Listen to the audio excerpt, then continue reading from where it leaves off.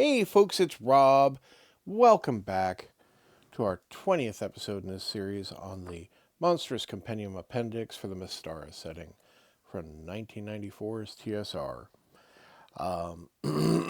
Today we have the Gray Philosopher, which has, interestingly, 2 entries in the stat block here, but really these are kind of like a 2-into-1 option. So let's get started. And well, I suppose just before we get started, I want to thank you for your attention if you've been watching this series all along. 20 episodes is the longest any of this has run so far as a continuous item. Thank you. Truly, I really do mean it. Thank you. I appreciate you being here. Now to get into it. Gray Philosopher. So the Gray Philosopher itself is listed here as what is a malice. The Gray Philosopher is, their climate/terrain is any ruin. They are very rare. The Gray Philosopher itself is solitary, while the Malice is a cluster. Activity cycle is night. They don't have a diet. The Philosopher itself is a high intelligence, 13 to 14, while the Malice is non-intelligent. They have no treasure. They are neutral evil. The Gray Philosopher, only one appears, while it being solitary. But the Malice, it says special. The Gray Philosopher has an armor class of 4, while the Malice has an armor class of 1. The Gray Philosopher apparently does not move, while the Malice has a movement of 15. The Gray Philosopher has 9 hit dice, while the Malice has only 1. To hit AC 0 is nil for a Gray Philosopher, and it does no attacks and it does no damage.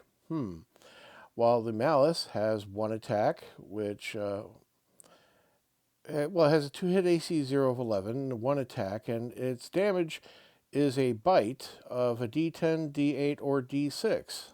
We'll need to get into that, apparently. The Gray Philosopher has a Shriek of Fear as a special attack, while a Malice apparently attacks as a 9-hit die creature, despite only being 1-hit die. Special defenses are C below. No magic resistance, per se. Size for the Gray Philosopher is 5 to 6 feet tall. It's a person size. While the Malice is tiny, apparently 1 to 2 feet long.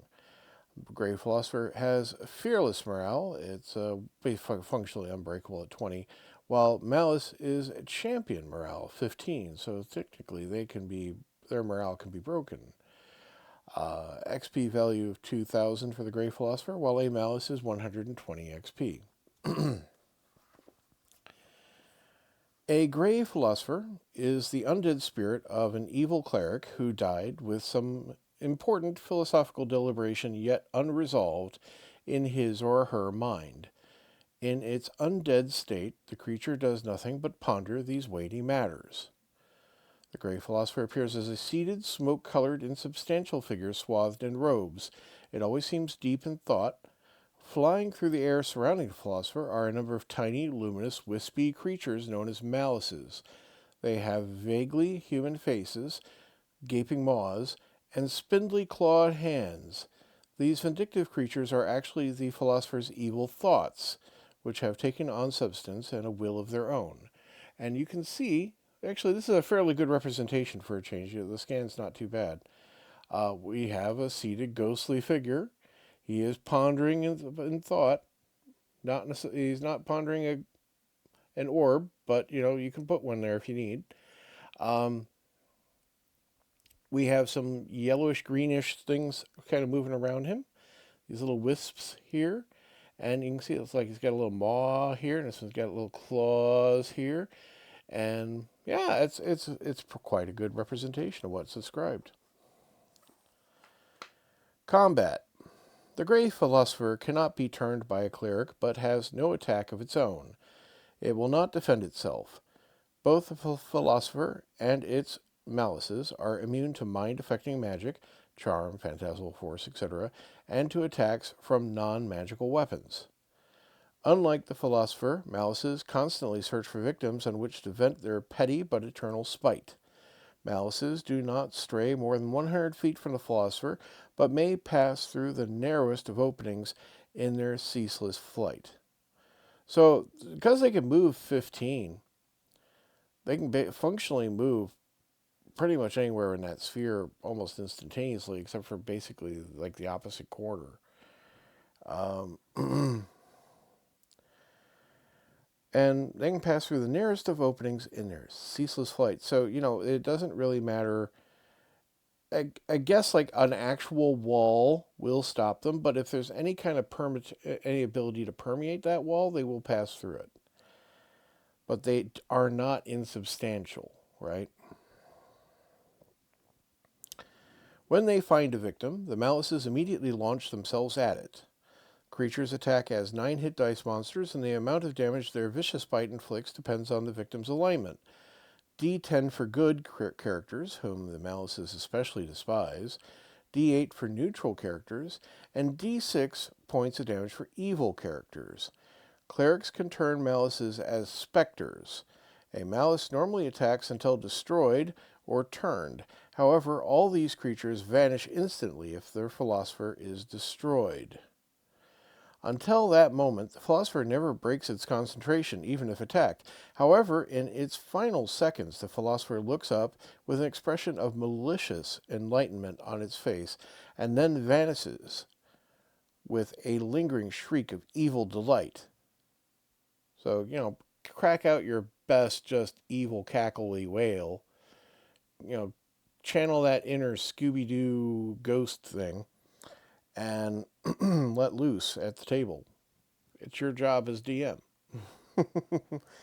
All those hearing this horrifying sound must make a successful saving throw versus paralyzation or begin shaking with fear. Those characters so affected lose 1 point of dexterity due to the tremors. This effect lasts until a remove fear or remove curse spell is cast on the character. So that is a semi-permanent loss of 1 point of dexterity.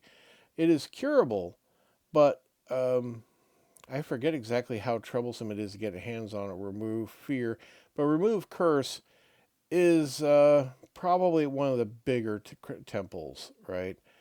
Not necessarily you're just like country cleric chapel. Habitat/society. A Gray Philosopher never seems able to reach any sort of conclusion to the conundrum that has become the focus of its existence. Instead, over the centuries, its evil thoughts have coalesced into malices. A philosopher typically creates 2d4 malices for every century of its foul existence. It is unknown whether the philosopher is even aware of these venal children of its mind. Gray philosophers are always found in isolated locations, especially the ruins of temples, libraries, monasteries, and other places of learning. The philosopher never takes an interest in its surroundings or anything else save its own evil contemplations. It does not even stir from its original place of thought for any reason. Only its destruction can move a Gray Philosopher. Ecology. Certain clerics and I should have practiced this first. Academicians speculate that any powerful evil cleric who, at death, becomes a Gray Philosopher may have been attempting to become one of the immortals. Such sages theorize that a few of the creatures do manage to resolve the philosophical dilemmas upon which they ponder, which leads them to transcend their mortality, finally to become profoundly evil in immortal beings. Although these theories propose that it takes a Gray Philosopher at least 1,000 years to reach such a terrible understanding, the sages urge those who discover these under creatures to destroy them immediately, in case this frightening theory has merit. Well now, possible evil element, of the evil chaos elementals. But it doesn't necessarily mean that. It's just that they just say evil, right? Chaos isn't necessarily evil, by the way. But for the basic set, it is just law, neutral, and chaos. So, chaos is portrayed as evil. So our next page, on page 56, is the Guardian Warrior. And we have a slightly paler picture of what I have in my hand, but it is, again, still a fairly faithful representation. It's not like it's so faded out you can't see the detail here of essentially a horseback warrior. It is, however, brown. Yeah. And again, we have two entries here in the stat block, warrior and horse. So these are, again, another related co-creature thing, right? Guardian warrior. So the warrior, any land. Horse, any land. Frequency, they are both very rare. They are solitary. They are active at any time. They have no diet. The warrior is semi-intelligent with 4, while the horse is semi-intelligent at 2. Treasure, see below, in both cases. They are any neutral in alignment. 1d10 appear in either case. Armor class 4. The warrior has a movement of 9, while the horse has a movement of 15. They both have 5 hit dice. They both have to hit AC 0-15. The warrior gets 1 attack, while the horse gets 3. The warrior gets a d12 sword, it says, despite the fact we're pictured holding a spear or a lance. The horse gets 2 1d6 hoof attacks and a d4 bite, which is, I think, functionally the normal horse attack for like trampling, rearing, and just, bump bump with the front with the front hooves or kicking with the rears. Special attack nil. Special defenses, see below. Magic resistance nil. Size medium, 6 foot tall for the warrior, while large, 8 foot long for the horse. And they, if you've ever been around a horse, you have a rough idea how big a horse is, right? But if you haven't, they tend to stand about 4.5 feet tall at the shoulder, while the top of their head may be about the size of about 6 feet, right? And it depends on the horse, of course. Some of them are much smaller, and some are much larger. Morale is fearless, 20 in both cases, so they cannot be broken in morale, and they are both worth 650 XP individually. The Guardian Warrior and Horse are ceramic constructs created to serve as protectors and bodyguards. Only those who discover the correct magic formula can animate these creatures. Guardians are often a dull red in color. Their equipment and accoutrements almost always reflect the fashions of a previous age. Their ceramic eyes and faces seem curiously expressionless, and these figures never bear intricate carvings or beautiful sculpture work. Whenever such guardians move along stone or marble flooring, both warriors and horses alike make eerie, hollow, clopping sounds.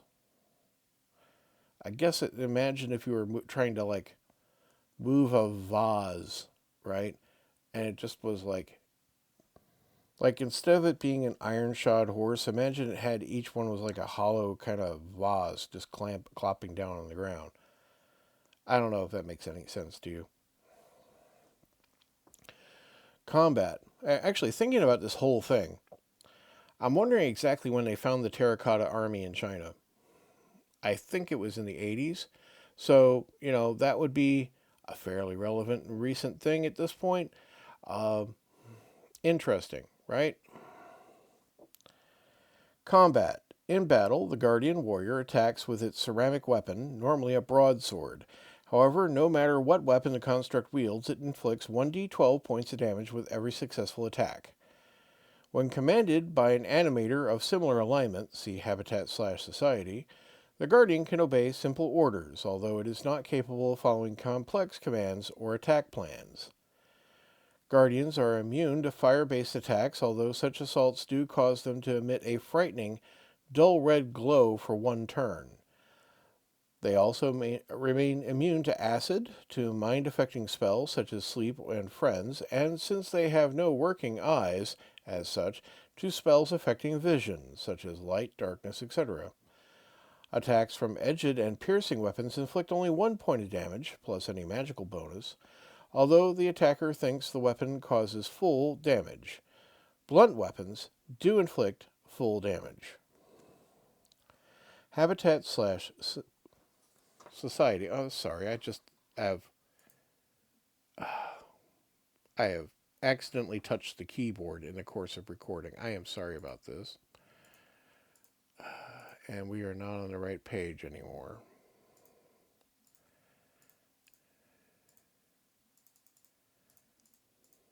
Great. There we are. I am sorry about that. Careless. I swear. Habitat slash society. In their original form, guardian warriors and their steeds were simply ceramic figures, sometimes used as symbolic guards of tombs or religious sites. Only a few know the mysterious animation formula. Others may find it described on a scroll or on a set of beautiful jade tablets worth 1,000 gold pieces. Animating a ceramic guardian culminates with pouring a liquid over the lifeless statue. The kind of liquid used determines the alignment of the animated creature: salt water for lawful neutral, pure water for neutral, and acid for chaotic neutral. If a guardian warrior or horse has the same basic alignment as its animator, for example, a lawful guardian with a lawful animator, it diligently follows any instructions this figure gives it. If the basic alignments differ by one step, in other words, chaotic slash neutral or neutral slash lawful, the guardian ignores instructions. If the alignments oppose each other, lawful slash chaotic, then the guardian violently attacks the hapless animator as soon as the creation is completed. So, don't do that. Ecology. Guardians usually serve as bodyguards or protectors of great treasures, temples, havens, etc. As constructs, they have no role in normal ecology of Mystara. Some, 10% of all guardians, warriors, and steeds, have gems in places of eyes. Such jewels, normally rubies or garnets, range in value from 100 to 600 gold pieces each. 1d6 times 100, in case you somehow weren't able to work out how to do that. Horse. Guardian horses have the same basic immunities as guardian warriors and become animated by the same process. In battle, the steeds utilize their powerful ceramic front hooves and wicked bite. Usually, the number of these steeds which serve as mounts for guardian warriors equals the number of warriors found in any one site. An animator of the proper alignment may command the horses to allow other creatures, including animators, to ride them. Interesting. And now we'll move forward to our final creature of the day. And we're going to take a stab at what this should be properly pronounced, because I do not believe we have a pronunciation guide anywhere here in the text. As we have Gyerian. Now, that could be Gyerian, Gyerian. I think I'm going to go with Gyerian. G for, like, Gary, right? Gyerian? Gyerian? Gyr guy? We'll see what it feels like. I'm going to get into it. Climate slash terrain.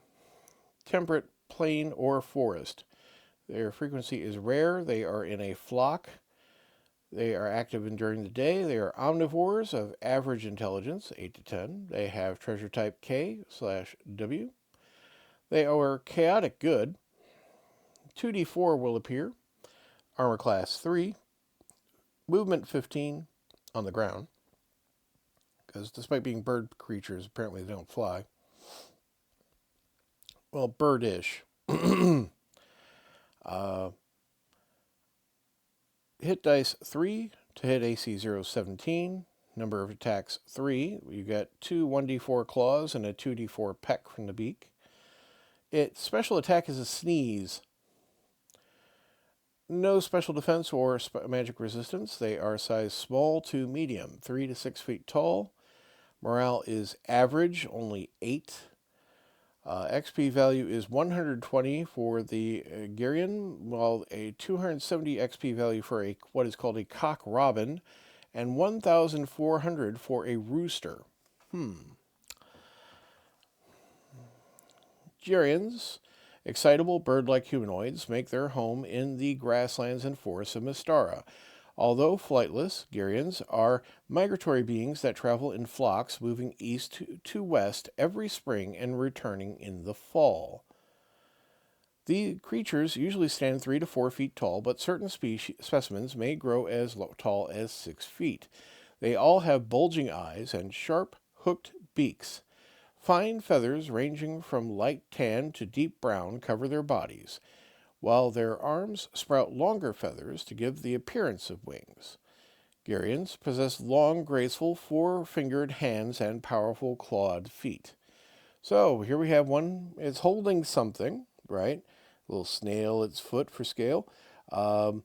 It's got, big eye, kind of a, it's definitely not like an eagle beak, right? It's got a little hook on the end there. It's, what would I say it's like? It's not quite like a cockatoo. Well, you can see it's like a plucked bird in a lot of ways, right? Because they have a lot of floof usually.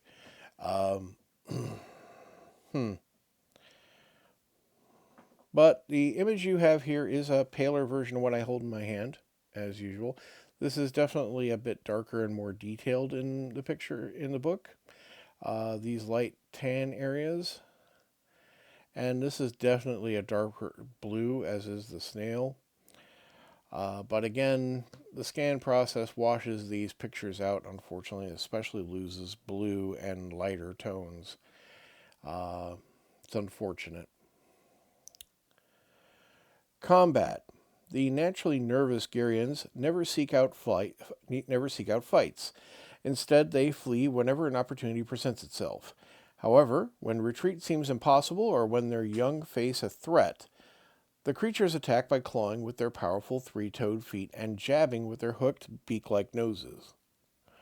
While fighting, a Gyerian emits a series of loud squeals and cries. Others of its flock, 2d4 in total, within hearing distance, normally a half a mile, come to the aid of their fellow in 1d4 rounds as long as they make a successful morale check. So, okay, there's 2d4 rounds somewhere in the neighborhood. It shrieks and warbles and whatever it makes as a distress call. Each one will have to suffer a morale check to see if it comes.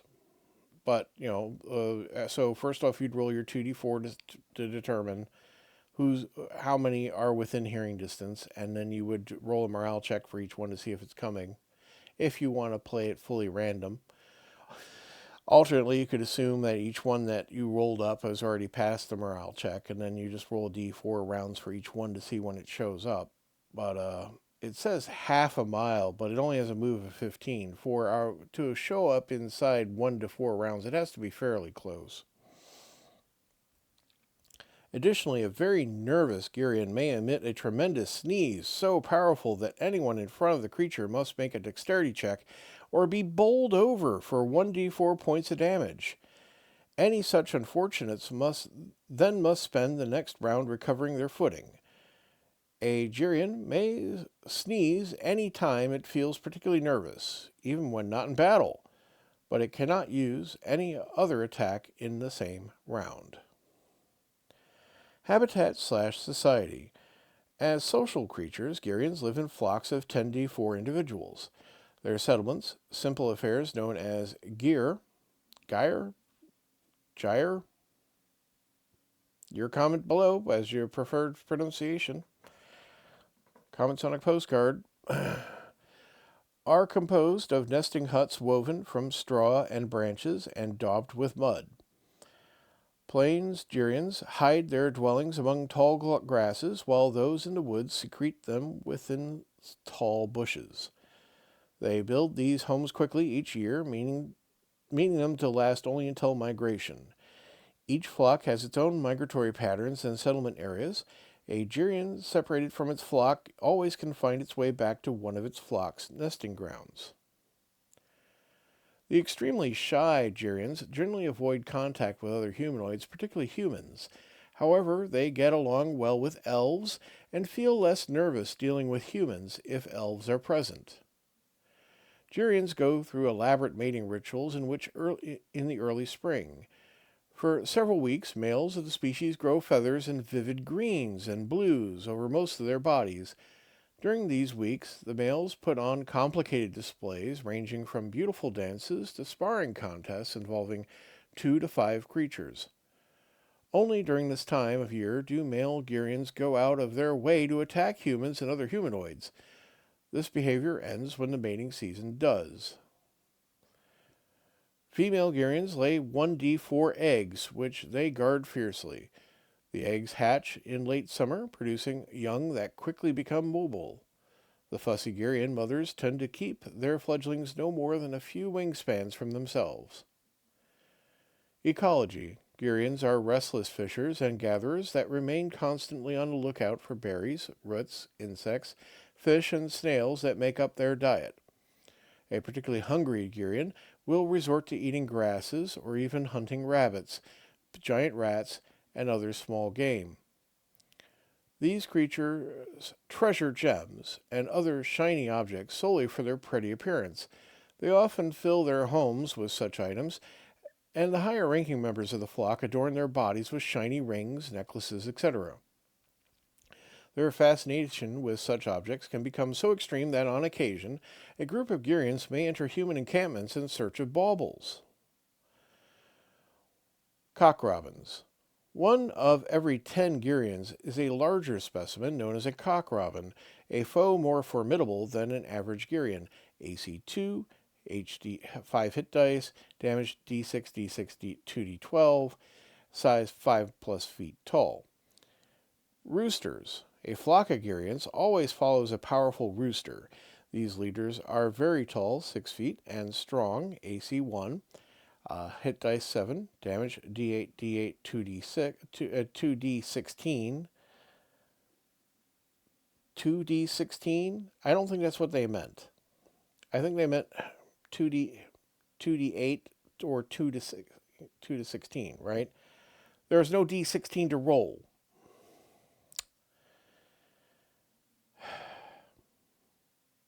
Meanwhile, it was a 2d12 previously, so I mean, and maybe the same kind of typo there, honestly. Instead of just being a vicious, powerful beak attack of 2d12, it is meant to be 2 because it's a similar kind of progression as before, right? The basic Gyerian is a d4 for a claw and 2d4 for a peck. You move up to a d6 and then you move up to a d8, right? I think that's the way this is meant to be interpreted, but you do you. You're the one who can weight the challenge to your players, right? Back to it though. Less likely to flee combat, its morale is 12. With the rooster present, normal Gyerians have a morale of 10. That's a very common mechanic we find in the game, where basically if the boss is around, the rest of them are more likely to stick, right? And sadly, that's where we end there. There's plenty more that could probably be talked about this kind of creature, but I guess that's up to the DM to work out. And that concludes page 57. Next time we'll carry on with page 58, the interesting looking Herix insect. A little preview. There you go. Thank you very much for watching and listening to this. I hope you have a great day. Goodbye.